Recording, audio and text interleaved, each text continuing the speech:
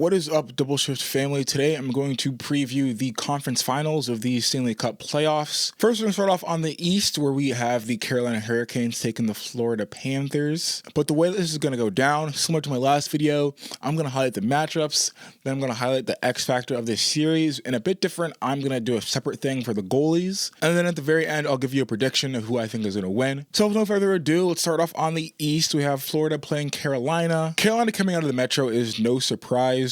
I think it was a 50-50 shot between them and Washington coming out on that side of the bracket, but having played multiple competitive games with Washington during this playoffs and throughout the season, it does make sense that they came out of the Metro. And honestly, they probably have had the easiest route to this point, playing in 2 5-game series against opponents, which I'm not going to say just rolled over and died, but didn't seem to be that much of a challenge. Although they were both still competitive series in my opinion. Florida, on the other hand, despite being the reigning Stanley Cup champion, has low-key been the underdog in both of their series. In the first round against the Lightning, multiple people thought Vasilevsky was just too strong, and the Panthers had lost too many of their key players, but they proved those doubters wrong, eliminating the Lightning in the first round. And in the second round, they faced a Toronto Maple Leafs team many people thought this was finally their year. And that series did go the distance, all the way to 7 games, where the Florida Panthers would win 6-1 to eliminate the Toronto Maple Leafs. And unsurprisingly,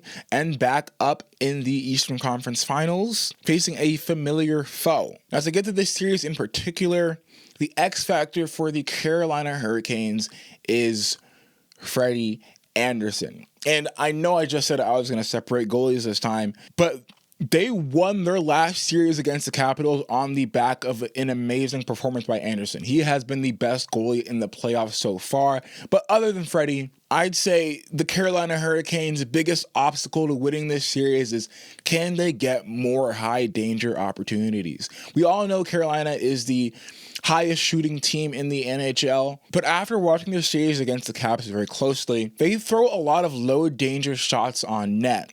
Now, it worked last series because Logan Thompson just forgot how to play goalie. But looking at the shot charts, the high danger chances between the Capitals and the Hurricanes were very, very close. I don't think an experienced playoff veteran like Bobrovsky is going to be letting in as many bad angles, softy goals as LT did. Before the Florida Panthers, their X factor this series, again, it's going to be Matthew Tkachuk. It always is. Now, he's been a bit quiet these playoffs, as there is still suspicion that he may still be battling the same injury he sustained during the Four Nations face-off, which kept him out for the remainder of the regular season. And another sub-X factor for the Panthers is going to be Brad Marchand.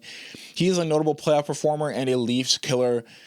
If Brad Marchand can again be clutch in the playoffs, that is a big plus for the Panthers. Now, getting into goalies, as I briefly mentioned earlier, Frederik Andersen has been the hottest goalie these playoffs, and if he can continue to shut the wall the same way he did against the Capitals, this series is Carolina's to lose. And well, Bobrovsky hasn't been bad, but he hasn't been great either. He's been fine. He's been a serviceable goalie, and if you have a strong team in front, that's all you really need in net.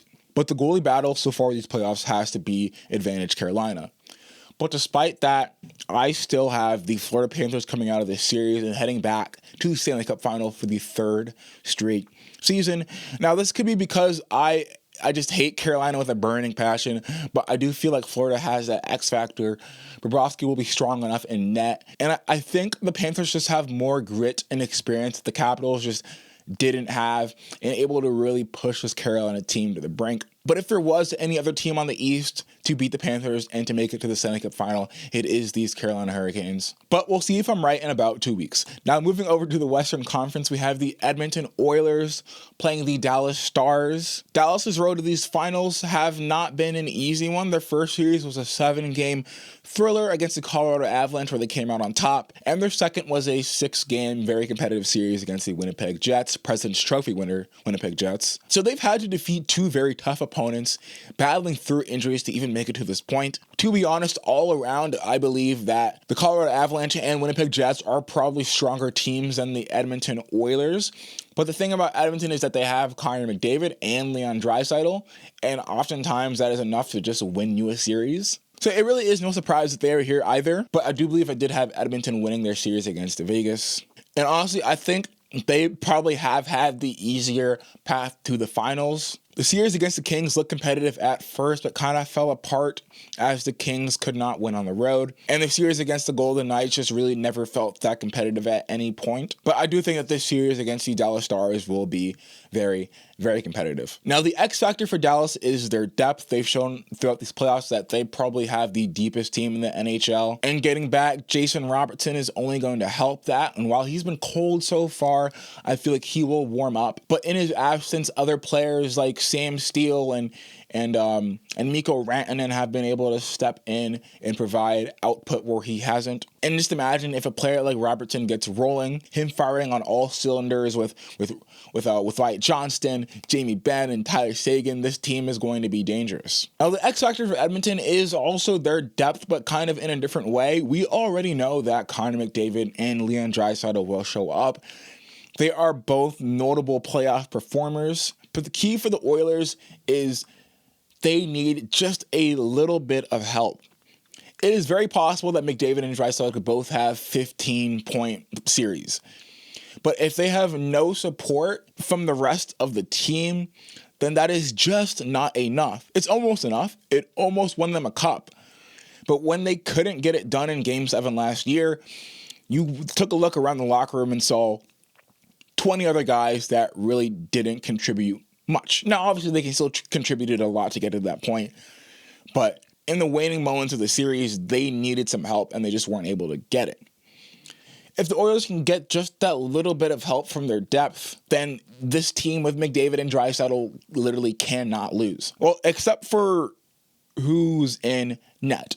Now, the Oilers have been playing Pickard and Stuart Skinner in net. Stuart Skinner does not have the best start to these playoffs, but he is, I guess you could say, hot right now, coming off 2 back-to-back shutouts to win the series against the Golden Knights. Now, Stu is most definitely the worst goalie still left in these playoffs, but he has shown that he's capable of sealing a game here and there and carrying the team all the way to the end of the Stanley Cup playoffs. So my concern isn't that Stuart Skinner is in net, it's what kind of Stuart Skinner are we going to get in net? Because Dallas, they have Ott, and we all know Ott is going to do Ott things. I think overall, Jake Ottinger is the best goalie left in these playoffs and probably a top 3 goalie in the NHL. And I think it's clear that Dallas has the advantage in net. But again, if Stuart Skinner can be serviceable, very similar to how Bobrovsky has to be on the East, just leave it up to McDavid and Draisaitl to do their thing. But to be honest, overall, I don't think that will be enough. I think Dallas is destined to win this series, and I do think the winner of this series in the West is going to win the Stanley Cup, Dallas or Edmonton. But I do acknowledge that it is always foolish to bet against Connor McDavid and Leon Draisaitl. But I don't know. There's just something special about this Stars team, the way that they're built, the way that they've been playing throughout these playoffs. I mean, just after beating the Colorado Avalanche the way they did in that Game 7, I just feel like at this point it's their cup to lose. They've had the most difficult path to their conference finals, and they haven't made it look all that difficult. Now, it hasn't been easy, but it hasn't seemed to be extremely difficult either. They have been clutch when they needed to, and they look to be a dominant force in these playoffs, and they've been doing it battling injuries, and they're just about now healthy. So, coming out of the Western Conference, I have the Dallas Stars, and coming out of the East, I have the Florida Panthers. I'm Joel. You're watching Double Shift. I will see you very soon. Please don't forget to comment, like, and subscribe to see more videos like this. Goodbye.